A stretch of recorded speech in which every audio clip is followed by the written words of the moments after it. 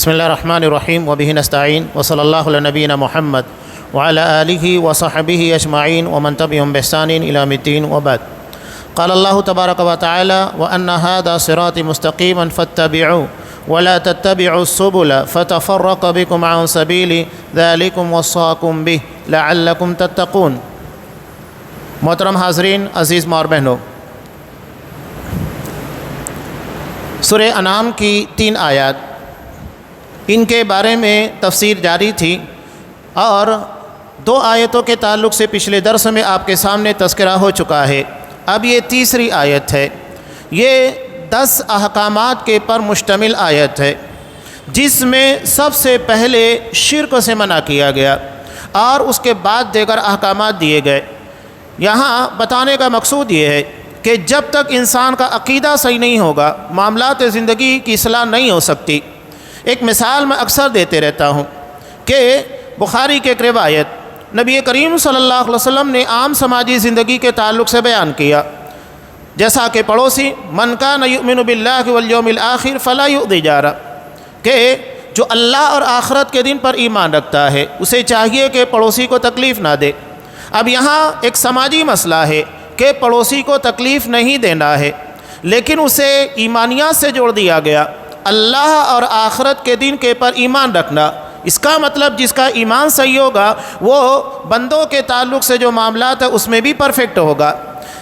ایمان کے اثرات معاملات زندگی کے پر پڑتے ہیں۔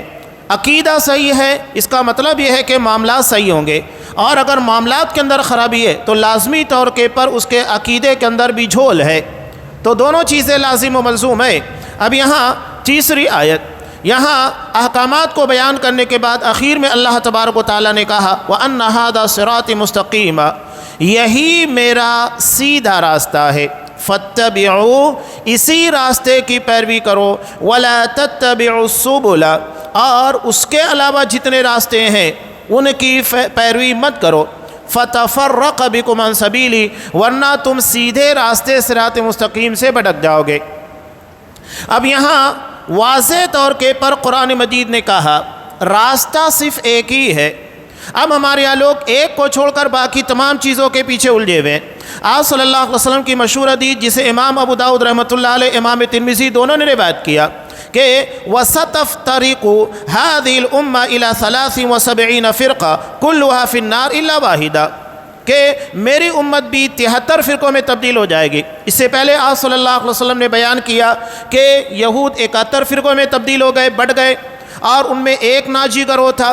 اس کے بعد نصارہ یعنی کرسچن لوگ یہ 72 کے اندر تبدیل ہو گئے، بڑھ گئے، اور ان میں ایک ناجی گروہ ہے، باقی سب جہنمی۔ اور میری امت ان سے ایک قدم آگے بڑھ کر 73 فرقوں میں تبدیل ہو جائے گی، بڑھ جائے گی، تقسیم ہو جائے گی، اور ان میں صرف ایک گروہ ناجی ہے۔ آپ صلی اللہ علیہ وسلم نے کیا کہا؟ کلھا فی النار، تمام جہنمی، الا واحدہ، سوائے ایک کے۔ اب ہمارے یہاں بہت سارے لوگ کیا کہتے ہیں کہ نہیں سب صحیح، یہ کیسے ہو سکتا ہے؟ آپ صلی اللہ علیہ وسلم 73 میں ایک کو صحیح کہہ رہے ہیں، باقی 72 کو غلط کہہ رہے ہیں، اور ہم نبی سے بڑھ کر نعوذ باللہ کہ ہم یہ کہیں کہ نہیں ہم اللہ کے رسول صلی اللہ علیہ وسلم سے بہتر جانتے ہیں، ہم یہ کہتے ہیں کہ 72 نہیں بلکہ 73 کے 73 صحیح ہیں۔ نہیں، آپ صلی اللہ علیہ وسلم نے واضح 2 ٹوک انداز میں کہا سب جہنم میں جائیں گے سوائے ایک کے، اور وہ گروہ کون سا ہوگا؟ آپ صلی اللہ علیہ وسلم نے اس گروہ کے تعلق سے صحابہ نے آپ سے دریافت کیا کہ اللہ کے رسول صلی اللہ علیہ وسلم وہ ناجی گروہ کون سا ہوگا؟ صحابہ نے 72 کی فکر نہیں کی۔ آج اس طرح کی باتیں جب لوگوں کے درمیان کی جاتی ہے تو لوگ کہتے ہیں کہ اختلافی بات، یہ اختلافی بات نہیں ہے، یہ نبی کی حدیث ہے، اور جب تک ہم ان چیزوں کو نہیں جانیں کہ ہمارا دین صحیح نہیں ہوگا، نہ ہمارا عقیدہ صحیح ہوگا، نہ ہمارا منہج درست ہوگا۔ لوگ یہ سمجھتے ہیں کہ اس طرح کی باتیں ہونی ہی نہیں چاہیے، تو ہونی نہیں چاہیے تو نبی نے کیوں بیان کیا؟ قرآن مجید نے کیوں کہا وَلَا تَتَّبِعُوا السُّبُلَ، کہ بقیہ راستے جو صراط مستقیم سے ہٹے ہوئے ہیں ان کی پیروی مت کرنا۔ یہ لازم ہے کہ آپ عقیدہ توحید کے ساتھ شرک کو بھی جانیں، ورنہ آپ کبھی بھی صحیح راستے کے پر چل نہیں سکتے۔ حضرت عمر فاروق رضی اللہ تعالیٰ عنہ فرماتے ہیں ہمیں صحیح کے ساتھ ساتھ غلط کا بھی علم ہونا چاہیے۔ کیوں؟ ورنہ اگر ہمیں غلط کا باطل کا علم نہیں ہوگا تو نتیجہ کیا ہوگا؟ ہم غلط کو بھی صحیح سمجھ کر استعمال کرنے لگ جائیں گے، اس لیے کہ ہمیں غلط کا علم نہیں ہے۔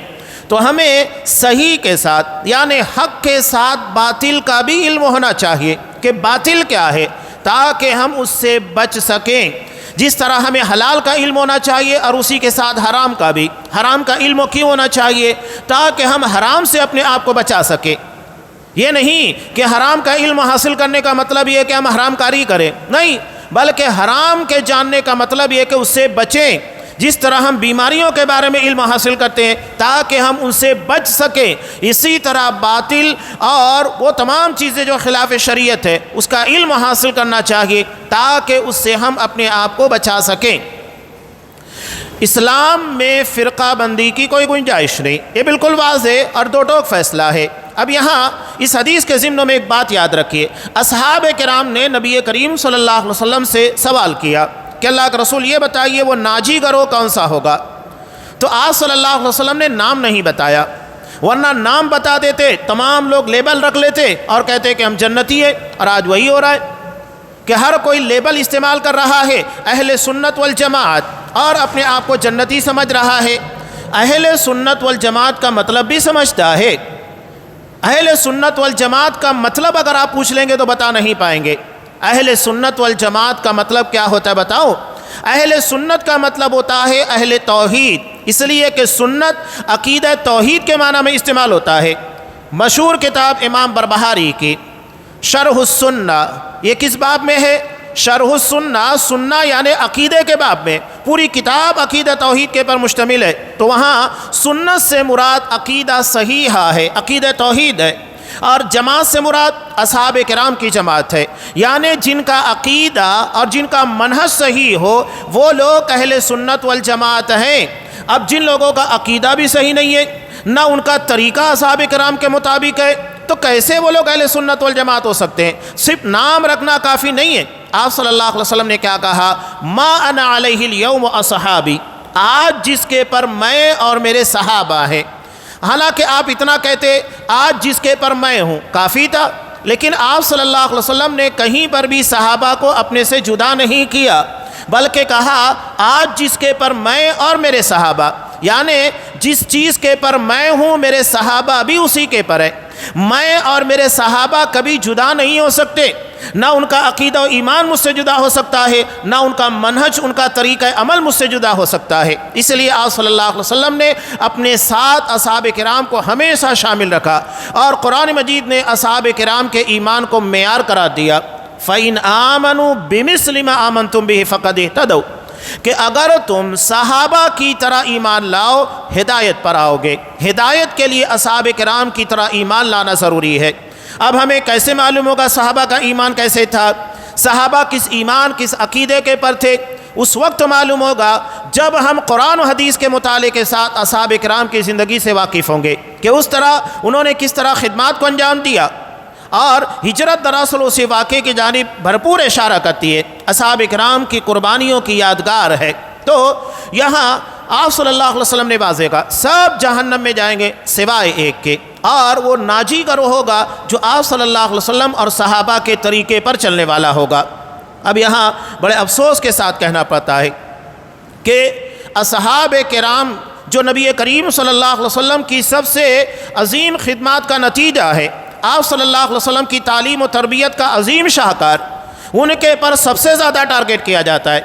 ایک عرب عالم نے بڑی پیاری بات کہی کہ آپ دیکھیے گا کہ روافض اور روافض سے متاثرین یہ لوگ کبھی بھی ابو جہل کو، ابلیس کو، قارون کو، حامان کو، ولید بن مغیرہ ہیں، ان لوگوں کو گالیاں نہیں دیں گے۔ کیوں نہیں دیں گے؟ حالانکہ ان کا کفر بالکل واضح ہے۔ قرآن مجید نے ان لوگوں کے تعلق سے کہا کہ یہ کھلے ہوئے کفر کے پر ہے۔ ابلیس بے پوری زندگی کفر اور شرک کے راستے کے پر اور لوگوں کو بھٹکانے کے پر، لیکن کبھی آپ نے دیکھا کہ ان لوگوں نے ابلیس کو کچھ کہا؟ لیکن کس جماعت کو ٹارگٹ کرتے ہیں؟ صحابہ، جنہیں نبی کریم صلی اللہ علیہ وسلم نے ہمیشہ اپنے سے جوڑ کر رکھا۔ صحابہ کون؟ صحابہ قرآن پہنچانے والے۔ صحابہ کون؟ صحابہ نبی کی احادیث پہنچانے والے۔ صحابہ کون؟ صحابہ وہ ہیں جنہوں نے دین کی بنیادی خدمات انجام دی۔ صحابہ کون؟ صحابہ وہ ہیں جنہوں نے مکی زندگی کے اندر مشرکین مکہ کی تمام اذیتوں کو برداشت کیا، تپتے ہوئے ریگستانوں پہ گھسیٹا گیا اور دہکتے ہوئے کولوں کے پر لٹایا گیا، لیکن کبھی انہوں نے ایمان سے انحراف کا راستہ اختیار نہیں کیا۔ یہ ہے صحابہ کی جماعت، اور انہیں ٹارگٹ کیا جاتا ہے، انہیں برا بھلا کہا جا رہا ہے۔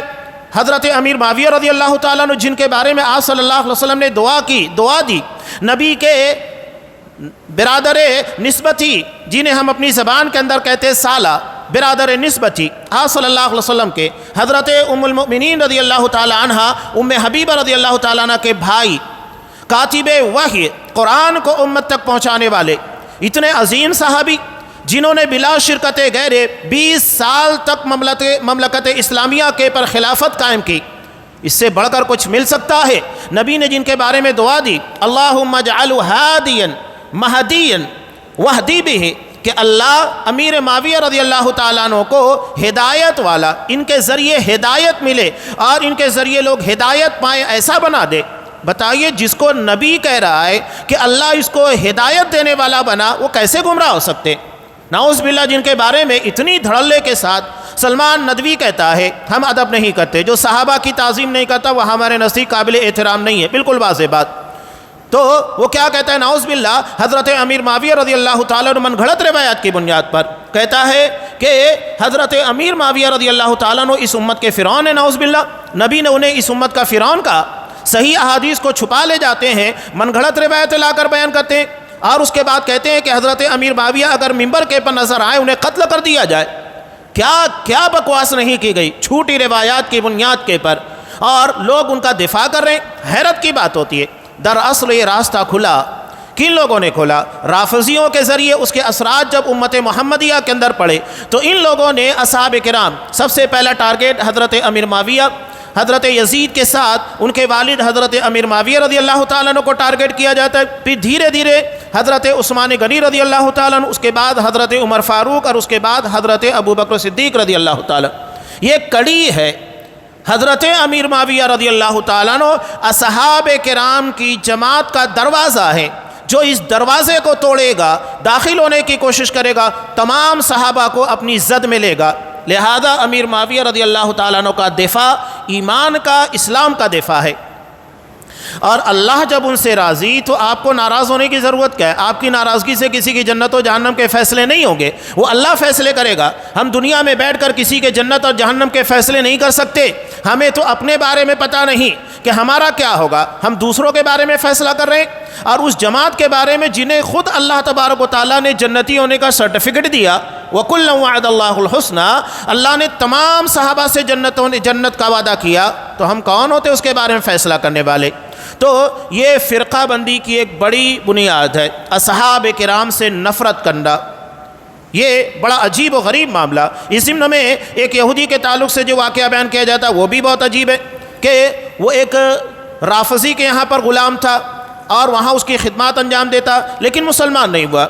تو جب اسے ایک شخص نے کہا کہ آپ مسلمان کیوں نہیں ہو جاتے، آپ کے اخلاق اتنے اچھے ہیں اور تمہارا مالک تمہاری اتنی تعریف بیان کرتا ہے، تو کہتا ہے میں کیوں مسلمان ہو جاؤں جب کہ میں اصحاب موسیٰ کی تعریف بیان کرتا ہوں، جو حضرت موسیٰ علیہ السلام کے ساتھ ہی تھے۔ اب اگر میں مسلمان بن جاؤں گا تو اصحاب محمد صلی اللہ علیہ وسلم کی برائیاں کرنا پڑے گا۔ میں دیکھا کہ میرا مالک برائیاں بیان کرتا ہے، نبی کے صحابہ کو برا بھلا کہتا ہے، تو میں کیوں مسلمان بنوں؟ مسلمان بننے کے بعد نبی کے صحابہ کو گالیاں دوں، یہ مجھ سے گوارا نہیں ہے۔ ایک یہودی اس بات کا اعتراف کر رہا ہے۔ بہرحال اس رافضی کو اس بات کا احساس ہوا، اس نے خود توبہ کی اور وہ یہودی بھی مسلمان ہوا اور یہ رافضی بھی مسلمان ہو گیا۔ یہ کہنے کا میرا مقصود یہ کہ حالات حاضرہ میں جو چیزیں چل رہی ہیں، آپ صلی اللہ علیہ وسلم نے صحابہ کو کبھی اپنے سے جدا نہیں کیا۔ قرآن نے کہا کہ نبی کے ساتھ محمد رسول اللہ والذین معہ، جو اللہ کے رسول محمد صلی اللہ علیہ وسلم اللہ کے رسول ہیں اور جو آپ کے ساتھ ہیں، قرآن نے انہیں ساتھی قرار دیا، قرآن نے کبھی جدا نہیں کیا، ہم کیوں جدا کریں؟ تو آپ صلی اللہ علیہ وسلم نے یہاں اس حدیث کے اندر بیان کیا کہ میری امت 73 فرقوں میں تبدیل ہوگی، تمام جہنم میں جائیں گے سوائے ایک کے، اور وہ کون ہوگا؟ جو اللہ کے نبی صلی اللہ علیہ وسلم اور صحابہ کے عقیدہ، فکر و منہج کے پر ہوگا۔ تو یہاں قرآن مجید نے جو بات کہی وَلَا تَتَّبِعُوا السُّبُلَ، کہ آپ بقیہ راستے جو صراط مستقیم سے بھٹکے ہوئے ان کی پیروی مت کرنا، قرآن صاف طور کے پر کہہ رہا ہے، منع کر دیا گیا۔ اب ہمارے یہاں ایک حضرت کو دیکھا، وہ چونچوں کا مربع بنا رہے ہیں، کہہ رہے ہیں کہ رافضیوں اور شیعوں ان کی کتاب پڑھو، ان کے یہاں پر بھی بہت اچھی باتیں ہیں۔ کیا اچھی باتیں؟ ایسی باتیں جہاں قرآن کو محرف کرا دیا گیا، جہاں اصحاب کرام کے تعلق سے اس طرح کی باتیں کہ جب آپ صلی اللہ علیہ وسلم کا انتقال ہوا تو اس وقت 4 صحابہ کے علاوہ سب مرتد ہو گئے۔ یہ ہے رافضیت، ہم اس کے بارے میں تعریف کریں، ہر کسی کو لا کر اپنی جگہ پر صحیح، اس کو بھی پڑھو، اس کو بھی پڑھو، اس کو بھی پڑھو، نہیں۔ آپ صلی اللہ علیہ وسلم اپنے بارے میں قرآن صاف کہتا ہے فَمَاذَا بَعْدَ الْحَقِّ إِلَّا الضَّلَالُ، حق کے بعد صرف گمراہی ہے، ایسا نہیں کہ حق کے بعد بھی کچھ صحیح بچتا ہے۔ قرآن صاحب کہتا ہے کہ حق کے بعد سوائے گمراہی کے کچھ نہیں ہے۔ اب یہاں سب کو صحیح، تم بھی صحیح، تم بھی صحیح، تم بھی صحیح، تو پھر غلط ہے کیا؟ جبکہ آپ صلی اللہ علیہ وسلم کہہ رہے ہیں کہ 73 میں سے 72 غلط ہیں، ایک صحیح ہے، اور آپ کہہ رہے ہیں کہ سب صحیح ہے۔ یہ کیسے ممکن ہے؟ نبی کی بات سچی ہے یا تو آپ کی بات سچی ہے؟ سیدھی بات ہے کہ نبی کریم صلی اللہ علیہ وسلم کا فرمان سچا ہے، وَمَنْ أَصْدَقُ مِنَ اللَّهِ حَدِيثًا، اللہ سے بڑھ کر کوئی سچی بات والا نہیں ہو سکتا۔ باتیں بری لگتی ہیں، لگے، ہمیں اس کے بارے میں کوئی فکر نہیں۔ اصل چیز قرآن مجید کے صحیح احکامات کو لوگوں تک پہنچانا، لوگوں کے عقیدے کی اصلاح کرنا، یہ ہماری ذمہ داری ہے۔ لوگ تانے دیں گے، تشنیع دیں گے، یہ ان کا معاملہ ہے، ہمارا کام ہے کہ صحیح دین صحیح شکل میں لوگوں تک پہنچانا، یہ ذمہ داری ہے۔ تو قرآن مجید نے بالکل واضح کہا وَلَا تَتَّبِعُوا السُّبُلَ۔ اب یہاں ایک بات یاد رکھیں، فرقہ، کوئی فرقہ مکمل طریقے سے غلط نہیں ہوتا، یہ بات ہمیشہ یاد رکھیے۔ ایسا نہیں ہے کہ اس فرقے کی تمام باتیں غلط ہو، یہاں تک کہ میں مذاہب کی بات کروں تو کوئی بھی مذہب دنیا کے اندر ایسا نہیں ہے جس کی 100% باتیں غلط ہو، کچھ اچھی بھی ہوتی ہیں اور بقیہ خراب ہوتی ہیں۔ اب آگے جو باتیں آنے والی ہے وہ سب سے اہم ہے، اور وہی بنیاد ہے کہ آخر فیصلہ کس کے پر ہوگا۔ اچھائیاں تو ہر مذہب کے اندر ہے، خوبیاں ہر مسلک کے اندر ہے، لیکن نجات کا فیصلہ کس پر ہوگا؟ توحید کے پر ہوگا۔ یہی اصل چیز ہے جو آگے چل کر بہت تفصیل کے ساتھ آنے والا ہے۔ فرقہ کس کو کہتے ہیں؟ فرقہ کہتے ہیں اسلام کی کچھ باتوں کو لے کر علیحدگی اختیار کرنا، یعنی اسلام کی تھوڑی باتوں کو لے کر بہت ساری اپنی باتوں کو داخل کر کے ایک نیا پلیٹ فارم بنانا، اور اس کے بعد لوگوں کو آگے بڑھانا اور اسی فکروں کے مطابق چلنے کی تلقین کرنا۔ یہاں ایک جملہ بہت پیارا ہے، مولانا مختار ندوی رحمہ اللہ، اللہ تبارک و تعالیٰ انہیں غریق رحمت کرے، ایک جملہ بڑا آسان کہا کرتے تھے۔ وہ کہتے تھے، یہ جملہ ہر شخص کو یاد رکھنا چاہیے، وہ کہتے تھے نبی سے امت بنتی ہے اور شخصیت سے فرقے بنتے ہیں۔ بالکل آسان بات، اور آپ جتنے بھی فرقے اٹھا کر دیکھیں گے یہ نبی کو اپنا پیشوا نہیں مانتے، بلکہ نبی کے بعد، بلکہ نبی سے بڑھ کر ان لوگوں نے کسی امام کو اہمیت دے دی کہ حدیث رسول کو ٹھکرا دیں گے، اپنے امام کی بات کو نہیں ٹکرائیں گے، اپنے پیر کی بات کو نہیں ٹکرائیں گے، بلکہ یہاں تک کہ صوفیت میں تو بڑا عجیب و غریب معاملہ ہے، وہ تو نبی کریم صلی اللہ علیہ وسلم اور قرآن و حدیث کو یہ ثانوی حیثیت دیتے ہیں، ان کے پیر، ان کے امام کو سب سے زیادہ اہمیت دیتے ہیں۔ کیوں؟ وہ کہتے ہیں کہ ہمارے شیخ کو، ہمارے پیر صاحب کو ڈائریکٹ اللہ تبارک و تعالیٰ کی طرف سے باتیں ملتی ہیں، الہام ہوتا ہے، اور قرآن تو نقل در نقل ہے، یہ لوگوں سے نقل ہوتا ہوا آیا ہے، احادیث نقل ہوتے ہوئے آئی ہیں، یہاں تو ڈائریکٹ باتیں آ رہی ہیں، ڈائریکٹ ہمارے پیر صاحب کے قلب اطہر کے پر، سینہ مبارک کے پر اللہ کے دین اور شریعت کے احکامات اترتے ہیں، تو ہم اپنے پیر صاحب کو اہمیت دیں گے، یہ ہے نعوذ باللہ۔ صوفیت دراصل اسلام کے خلاف کھڑا کیا گیا ایک بہت خطرناک قسموں کا پروپیگنڈا ہے، جو اسلام کی اصل تصویر کو مٹانے کے لیے، اس لیے آپ دیکھیے گا پوری دنیا میں اسلام کے مقابلے میں صوفیت کو پروموٹ کیا جاتا ہے۔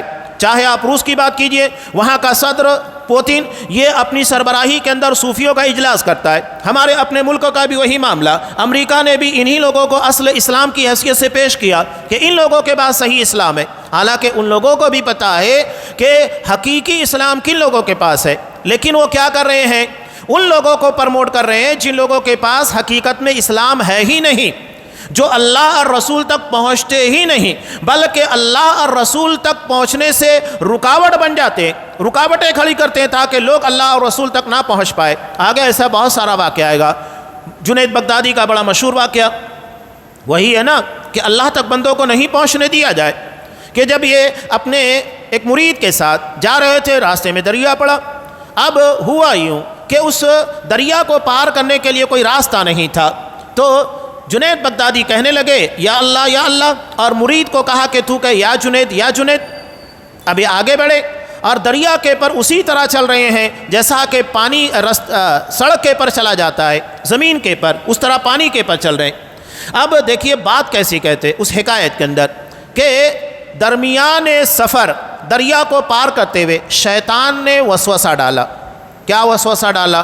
کہا کہ حضرت تو یا اللہ کہہ رہے ہیں اور مجھ کو کہہ رہے ہیں کہ یا جنید کے، آپ اللہ کو پکار رہے ہیں اور مجھ کو کہہ رہے ہیں کہ میں جنید کو پکاروں، بندے کو پکاروں، اور خود اللہ کو پکار رہے ہیں۔ یہ وسوسہ کہہ رہے ہیں، یعنی جو اصل توحید تھی کہ اللہ ہی کو پکارنا چاہیے اس کو وسوسہ بتا رہے ہیں۔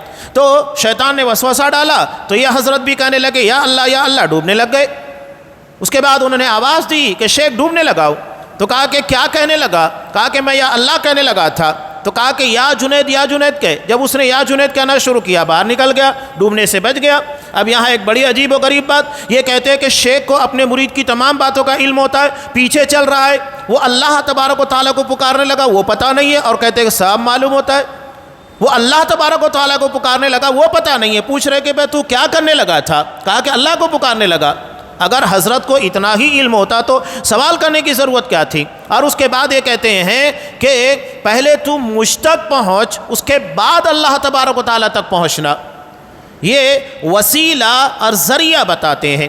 تصوف کا پہلا مرحلہ یہی ہے کہ فنا فی الشیخ، اپنے شیخ میں فنا ہو جانا۔ نعوذ باللہ یہ پٹی پڑھائی جاتی ہے کہ جس طرح اللہ تبارک و تعالیٰ اپنے بندے کو ہمہ وقت دیکھتا ہے، اس کی مدد کرتا ہے، پکارنے کے پر اس کی تمام حاجت روائی مشکل کشائی کرتا ہے، اسی طرح شیخ بھی ہر وقت اپنے مرید کے پر نگرانی کرتا ہے، واچنگ کرتا ہے، دیکھتے رہتا ہے اور اس کی مدد کے لیے ہمہ وقت حاضر ہوتا ہے۔ یہ ان لوگوں کے یہاں بدعقیدگی ہے۔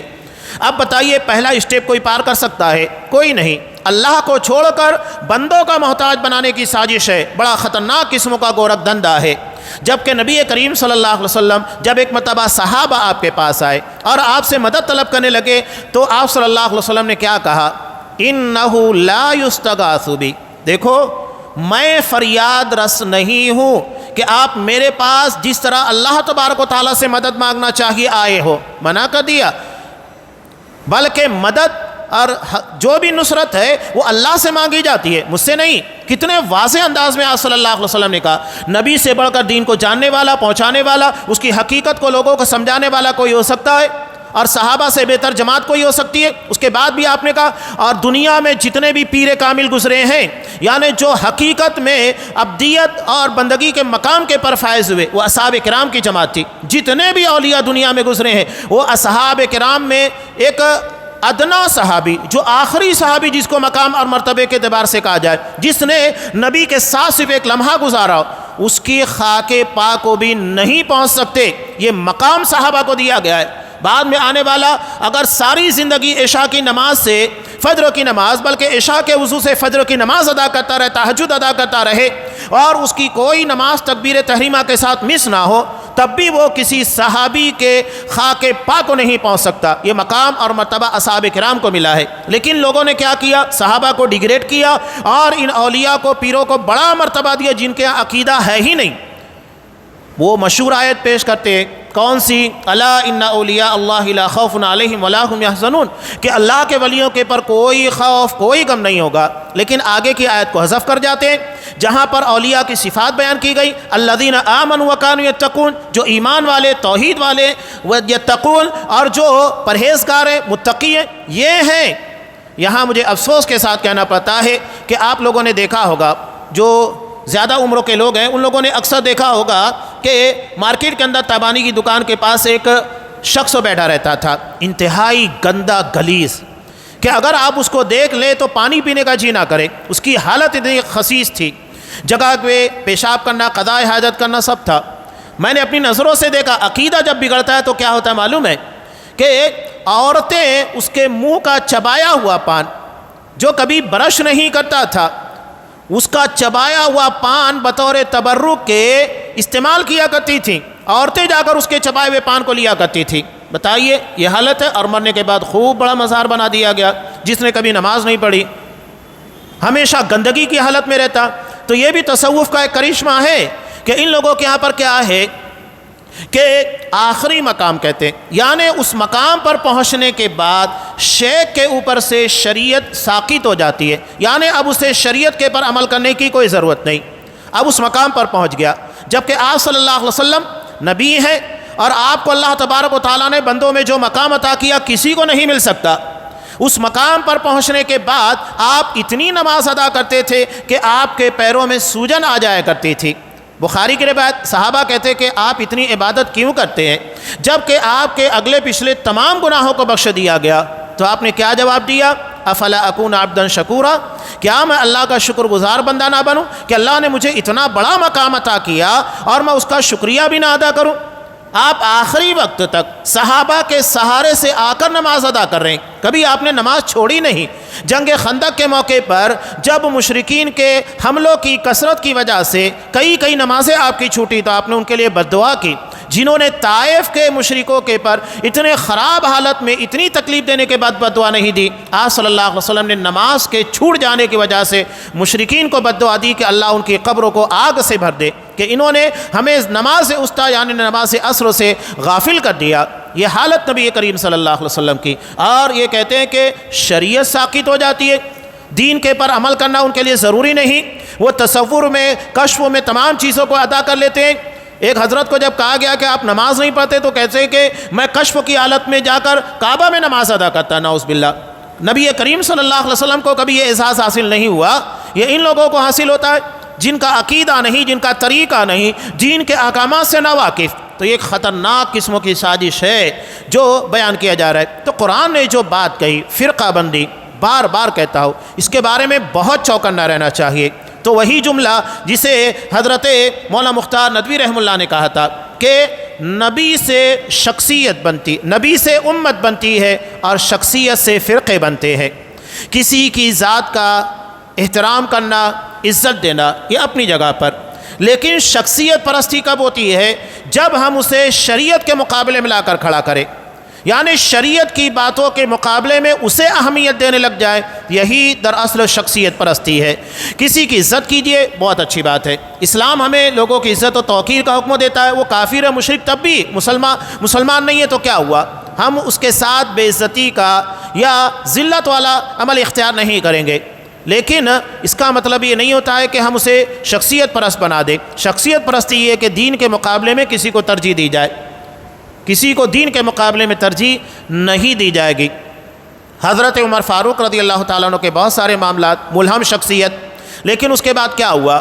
اگر انہوں نے کسی مقام کے پر نبی کریم صلی اللہ علیہ وسلم کے بالمقابل کوئی حکم دیا، صحابہ نے نہیں مانا. چاہے وہ 3 طلاق کا مسئلہ ہو، حج تمتع سے روکنے والا معاملہ ہو، نہیں مانا. اس لیے کہ نبی کو اہمیت دی جائے گی. نبی معصوم ہے، نبی کے علاوہ کوئی معصوم نہیں. لیکن اگر کسی صحابی کا کوئی عمل نبی سے ٹکرا جائے، ہم اس کو نہیں لیتے تو اس صحابی کی گستاخی نہیں ہے. یہ تو اصول اور ضابطہ ہے، یہ اس کی بے عزتی نہیں ہے، نہ گستاخی ہے. حضرت عمر فاروق نے 3 طلاق کے بارے میں 3 کو 3 نافذ کیا. ہم نہیں مانتے، اس کا مطلب یہ نہیں کہ حضرت عمر فاروق رضی اللہ تعالیٰ عنہ کی شان میں گستاخی کرتے ہیں. نہیں، وہاں معاملہ اصولوں کا ہے. اصول یہ کہتا ہے نبی کی بات کو تمام لوگوں کی بات کے پر ترجیح دی جائے گی. یہ اصول اور ضابطہ ہے. تو قرآن نے بالکل واضح کہا کہ وَأَنَّ هَذَا صِرَاطِ مُسْتَقِيمًا، یہ میرا سیدھا راستہ ہے، اسی کی پیروی کرو. وَلَا تَتَّبِعُوا السُّبُلَ، اس کے علاوہ جتنے راستے ہیں کسی راستے پر چلنے کی ضرورت نہیں ہے.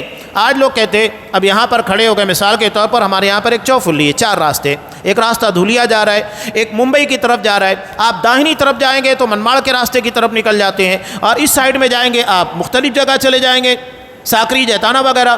تو کیا ایک جگہ سے 4 راستے نکل رہے ہیں، چاروں الگ الگ راستوں کے پر جا رہے ہیں، چاروں کی منزل ایک ہی ہوگی؟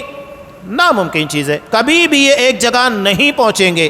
تو جو یہ کہتے ہیں کہ راستے جدا جدا ہے، منزل ایک ہے، نہیں، راستہ بھی ایک ہے، منزل بھی ایک ہے. صراط مستقیم ہے اور جنت اسی کے پر ہے، اس کے علاوہ کسی راستے کے پر نہیں ہے. عقیدہ، منہج، بنیاد ہے. جب تک یہ صحیح نہیں ہوگا کوئی بھی چیز صحیح نہیں ہوگی. تو قرآن نے صاحب کہا کہ اس کے علاوہ تمام راستوں کو ترک کر دیا جائے. اور اس کے بعد قرآن کیا کہہ رہا ہے؟ ذالکم وصاکم بہ، اللہ تمہیں اس بات کی وصیت کر رہا ہے، یہ وصیت ہے اللہ کی، یعنی یہ عام احکامات کے مقابلے میں زیادہ اہمیت رکھنے والا حکم ہے، لعلکم تتقون، تاکہ تم لوگ بچ جاؤ۔ تقوی کا مطلب کیا ہے کہ لَتَنَالُوا بِهِ دَرَجَةَ التَّقْوَى، تاکہ تم تقوی کا مقام حاصل کرو، وَالْإِلْتِزَامَ بِمَا أَمَرَ اللَّهُ بِهِ وَرَسُولُهُ، اور ان چیزوں کا التزام کرو جس کا حکم اللہ اور اس کے رسول صلی اللہ علیہ وسلم نے حکم دیا ہے۔